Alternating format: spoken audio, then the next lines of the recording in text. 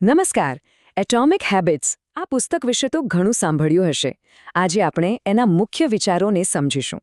ખાસ કરીને એ જાણીશું કે કેવી રીતે નાની નાની લગભગ દેખાય પણ નહીં એવી આદતો સમય જતાં આપણા જીવનમાં કેટલું મોટું, કેટલું જબરજસ્ત પરિવર્તન લાવી શકે છે. તો ચાલો એક સવાલથી શરૂઆત કરીએ. આપણે બધા જ નવા વર્ષે મોટા મોટા સંકલ્પો લઈએ છીએ, મોટા લક્ષ્યો નક્કી કરીએ છીએ. પણ મોટાભાગે શું થાય છે? એ નિષ્ફળ જાય છે, બરાબર? અને પછી આપણને નિરાશા થાય છે. આપણે માની લઈએ છીએ કે આપણામાં જ કોઈ કમી છે. પણ શું ખરેખર એવું છે? શું એવું બની શકે કે સમસ્યા આપણામાં નહીં, પણ આપણે જે રીત અપનાવીએ છીએ એમાં હોય? અને બસ આ જ સવાલ આપણને આ પુસ્તકના પહેલા અને સૌથી મહત્વના વિચાર પર લઈ આવે છે. જુઓ, આપણને હંમેશા એવું જ શીખવવામાં આવ્યું છે કે લક્ષ્યો પર, ગોલ્સ પર ફોકસ કરો. પણ એટોમિક હેબિટ્સ કહે છે કે આખી વાત જ ઊંધી છે. તો લક્ષ્યો અને સિસ્ટમ્સ, આ બે વચ્ચેનો ફરક શું છે? જો, લક્ષ્ય એટલે કે આપણે શું મેળવવું છે, આપણું ડેસ્ટિનેશન. જ્યારે સિસ્ટમ એટલે એ ડેસ્ટિનેશન સુધી પહોંચવાનો રસ્તો, આપણી રોજેરોજની પ્રક્રિયા. મજાની વાત એ છે કે લક્ષ્યો તો જીતનારા અને હારનારા બંને પાસે હોય છે. તો પછી ફરક ક્યાં પડે છે? ફરક પડે છે સિસ્ટમમાં. અને એટલે જ પુસ્તકમાં એક જોરદાર વાક્ય છે કે આપણે આપણા લક્ષ્યોના સ્તર સુધી નથી પહોંચતા, આપણે આપણી સિસ્ટમ્સના સ્તર પર આવીને અટકીએ છીએ. કેટલી ઊંડી વાત છે, નહીં? તો સવાલ એ છે કે આવી સારી સિસ્ટમ્સ બને કઈ રીતે? જવાબ છે નાની, એકદમ નાની અણુ જેવી આદતોમાં. અને આની પાછળનું ગણિત તો એનાથી પણ વધારે રસપ્રદ છે. ચાલો એને જરા સમજીએ. આપણી એક આદત હોય છે, ખબર છે? આપણે હંમેશા કોઈ એક મોટા ચમત્કારની રાહ જોઈએ છીએ.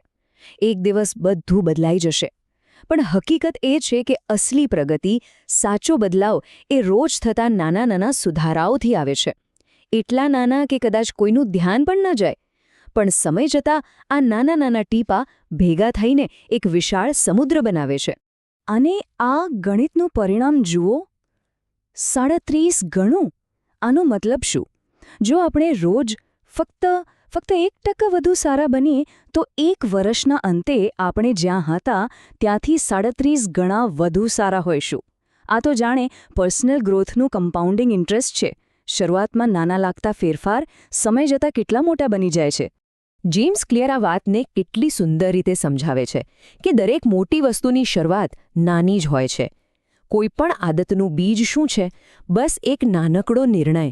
અને જ્યારે આ નાનકડા નિર્ણયને આપણે રોજ પાણી આપીએ, રોજ એને દોહરાવીએ, ત્યારે જ એ એક મજબૂત વટવૃક્ષ બને છે. ચાલો, તો હવે વાત કરીએ પ્રેક્ટિકલ ટૂલ્સની. એટોમિક હેબિટ્સ ફક્ત ફિલોસોફી નથી, પણ એક આખું માળખું આપે છે. એ છે પરિવર્તનના 4 નિયમો. આ એવા નિયમો છે જે આપણને સારી આદતો બનાવવામાં અને એટલું જ જરૂરી ખરાબ આદતો તોડવામાં મદદ કરશે. પણ એ નિયમોને સમજતા પહેલાં આપણે એ સમજવું પડશે કે કોઈપણ આદત કામ કેવી રીતે કરે છે. એની પાછળ એક હેબિટ લૂપ છે જે આપણા મગજમાં ચાલે છે. એના 4 સ્ટેપ્સ છે: સંકેત, તૃષ્ણા, પ્રતિભાવ અને પુરસ્કાર. કોઈક સંકેત મળે, એનાથી કોઈક ઈચ્છા જાગે, આપણે એના પર કોઈક ક્રિયા કરીએ અને છેલ્લે આપણને એમાંથી સંતોષ મળે. આપણી દરેક આદત આ જ ચક્કરમાં ફરે છે. તો હવે આ લૂપને ધ્યાનમાં રાખીને જેમ્સ ક્લિયર 4 એકદમ સીધા અને સરળ નિયમો આપે છે. જો સારી આદત બનાવી હોય તો સંકેતને સ્પષ્ટ બનાવો, તૃષ્ણાને આકર્ષક બનાવો, પ્રતિભાવ એટલે કે ક્રિયાને સહેલી બનાવો અને પુરસ્કારને સંતોષકારક બનાવો. અને હા, જો કોઈ ખરાબ આદત તોડવી હોય તો બસ આ 4 નિયમોને ઉલટાવી નાખો. સિમ્પલ. આ ત્રીજો નિયમ છે ને, તેને સરળ બનાવો. એના માટે એક જબરદસ્ત ટેકનિક છે, 2 મિનિટનો નિયમ.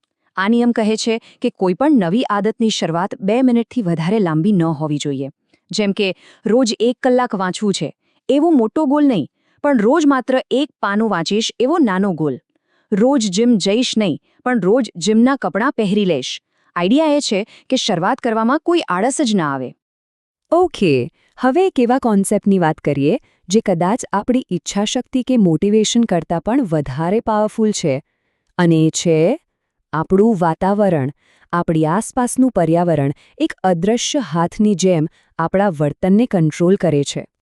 આ વાતને સમજવા માટે એક સવાલ જોઈએ.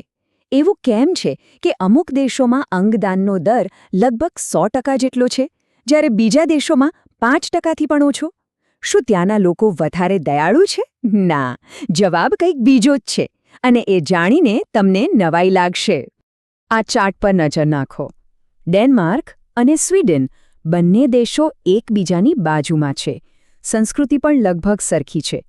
પણ અંગદાનના દરમાં જમીન આસમાનનો ફરક.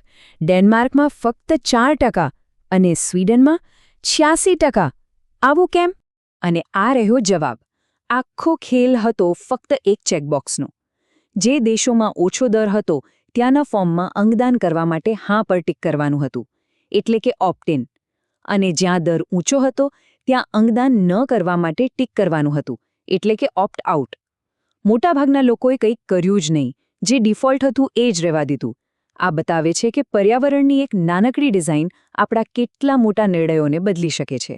અને હવે આપણે આ પુસ્તકના સૌથી ઊંડા, સૌથી મૂળભૂત વિચાર પર આવી રહ્યા છીએ. એ છે આપણી ઓળખ.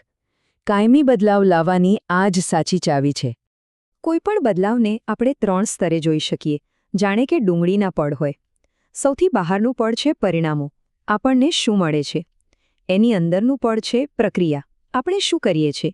અને સૌથી અંદર કેન્દ્રમાં છે આપણી ઓળખ. આપણે કોણ છીએ? આપણે શું માનીએ છીએ? મોટાભાગના લોકો બહારથી અંદર જવાનો પ્રયત્ન કરે છે, પણ સાચો બદલાવ હંમેશા અંદરથી બહાર આવે છે, ઓળખથી શરૂ થાય છે. અને આ જ આખા પુસ્તકનો સાર છે. આપણે જે પણ કામ કરીએ છીએ, આપણી દરેક નાની મોટી આદત એ એક પ્રકારનો વોટ છે. આપણે કેવા વ્યક્તિ બનવા માંગીએ છીએ એના માટેનો મત. જો કોઈ રોજ સવારે દોડવા માટે ફક્ત જૂતા પણ પહેરી લે ને, તો એ એક ફિટ વ્યક્તિ બનવા માટે પોતાનો મત આપી રહ્યું છે.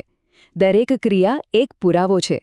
તો આ વિશ્લેષણના અંતમાં કોઈ સારાંશ નહીં, પણ એક સવાલ છે, જે આપણે સૌ પોતાની જાતને પૂછી શકીએ.